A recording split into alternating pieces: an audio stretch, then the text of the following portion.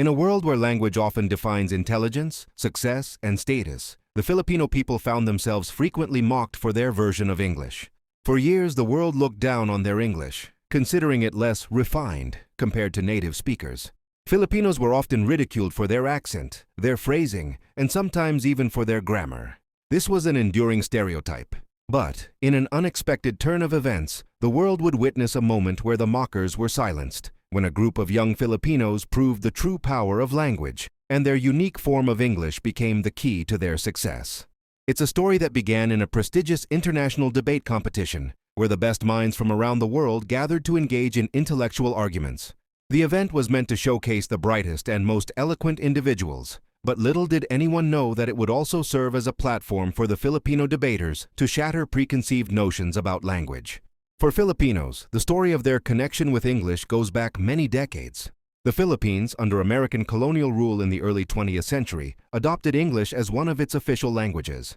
Over time, it became embedded in daily life, used in government, education, business, and media. While the Philippines spoke English fluently and widely, the English spoken by Filipinos differed from the standard version native English speakers expected.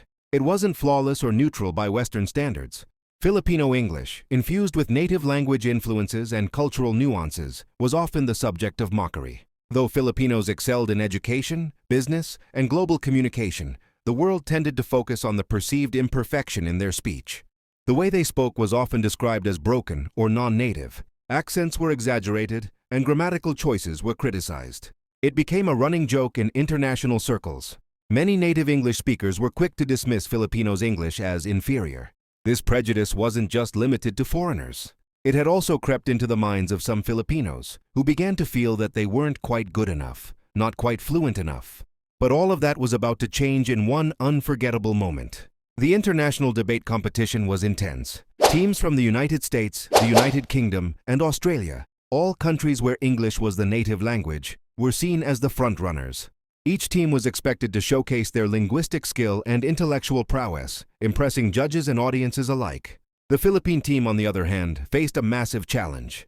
Their English was different, yes, but they also had something their critics couldn't easily dismiss: their intelligence, passion, and determination to prove themselves.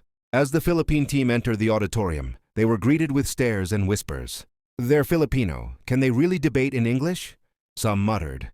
Others doubted their ability to keep up with the seasoned debaters, and there was a sense that their accent might be more of a hindrance than an asset.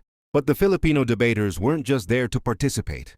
They were there to compete, and they were ready to face their critics head-on. They took their places on the stage, standing tall and confident, their expressions unwavering. The debate began, and the Filipino team wasted no time.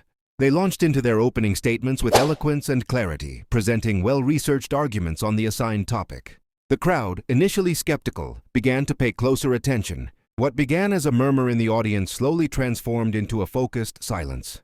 The Filipino team spoke with conviction, their arguments supported by solid facts and their delivery polished, despite their unique English. The judges, who had initially expected the Filipino team to falter, soon realized they had underestimated these young debaters. The Philippine team was not only using English effectively, they were mastering it. They knew how to use words to connect, to persuade, and to make a lasting impact. Though their English didn't conform to Western standards, their passion and logical structure made their message clear and undeniable. The audience, who had once mocked their English, began to listen more intently. These debaters had something far more powerful than a perfect accent. They had substance. The debate grew more intense as the opposing team, confident in their linguistic supremacy, tried to counter the Filipino arguments. They quickly realized, however, that language alone could not win this battle. It was not about the accent, the phrasing, or the grammar.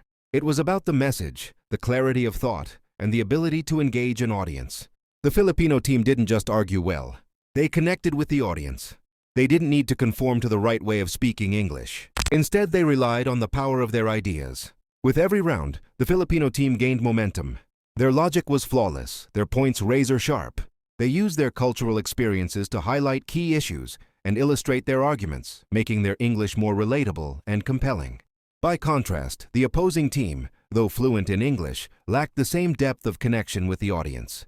The Filipino team's ability to communicate with conviction, using their own unique form of English, became their greatest strength. As the final round approached, It was clear that the Filipino team was on the verge of victory. They had not only proven that they could hold their ground against some of the world's top debaters, but they had also done so while defying the expectations of their critics. Their win wasn't just a victory for them, it was a victory for everyone who had ever been made to feel inferior because of their accent or way of speaking. The world had witnessed something profound, a message that language in any form is a powerful tool for communication, and that everyone has the right to express themselves, regardless of how they sound. In the end, the Filipino team emerged victorious.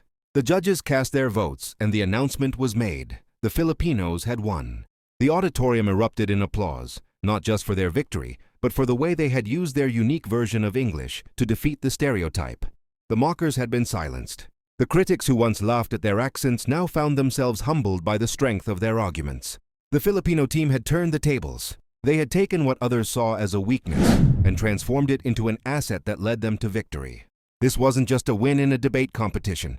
It was a cultural victory. It showed the world that language isn't about perfection. It's about connection. It's about how well you can communicate your thoughts and ideas.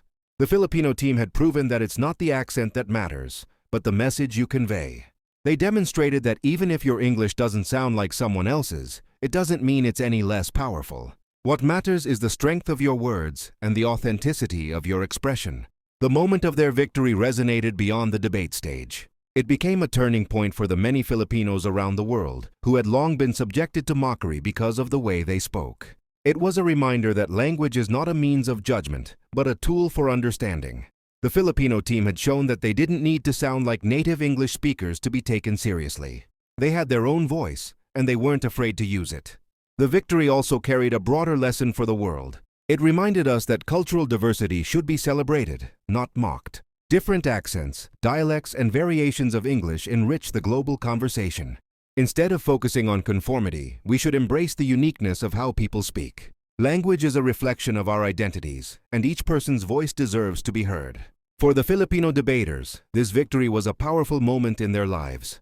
They had not only proven their skill in debate, but had also stood up for all Filipinos who had been dismissed because of their way of speaking.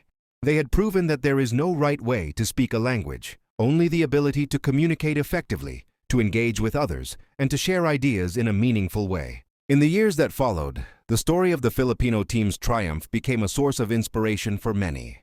It was shared across social media, inspiring others to embrace their own accents and to be proud of their language. The message was clear. Language is a bridge, not a barrier. And the Filipino team had shown the world that no matter how you speak, your voice is important. The next time someone mocks your accent or makes fun of your way of speaking, remember the Filipino debaters. Their victory wasn't just about winning a competition. It was about proving that language in all its forms is a tool for connection, understanding, and expression. And as long as you can communicate with conviction and authenticity, your voice will always be heard. Language is about more than words. It's about making an impact. And the Filipino team showed the world that no mockery could silence that. Thanks for watching. Don't forget to like, share, and subscribe so you never miss a new video.